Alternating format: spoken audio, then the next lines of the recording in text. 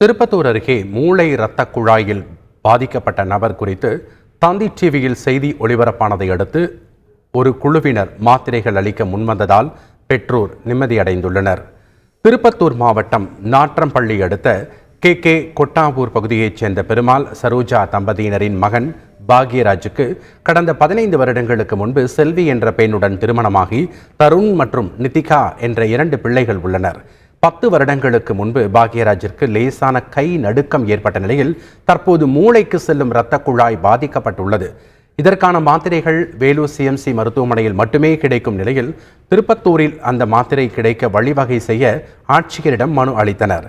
பாக்யராஜ் படும் இன்னல் குறித்து தந்தி டிவியில் செய்தி ஒளிபரப்பான நிலையில் திருப்பூரை தலைமை அலுவலகமாக கொண்ட நாங்களும் இருக்கிறோம் குழு ஒருங்கிணைப்பாளர் ஐயப்பன் பாக்யராஜின் குடும்பத்திடம் மாத்திரைகளை வழங்கினார்.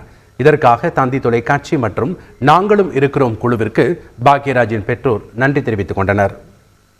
ஒரு மணி நேரத்துக்கு ஒரு தடவை அவர் மாத்திரை சாப்பிடல அப்படின்னா ஃபிட்ஸ் அவராலேயே அவரை கண்ட்ரோல் பண்ணிக்க முடியாது. எங்களது நாங்களும் இருக்கிறோம் குழு கலாய்வு பண்ணி பார்த்து இந்த செய்தியை உறுதிப்படுத்திக்கிட்டு அவருக்கு வாழ்நாள் முழுவதும் அவருக்கு தேவையான மாத்திரைகளை எங்களது குழு வழங்கும் என்பதை நாங்கள் இந்த சமயத்தில் உறுதிப்படுத்துகிறோம். அதோடு முதல் மாத அந்த மாத்திரையும் நம்ம கையோட இப்போ அவங்களுக்கு கொடுத்துருக்குறோம். இதோடு கூட அவங்களோட முடியாத தாய் தகப்பனுக்கு வாழ்வாதார உதவியாக 3 மாதத்திற்கான உணவுப் பொருட்களையும் நாம் வழங்கி இருக்கிறோம்.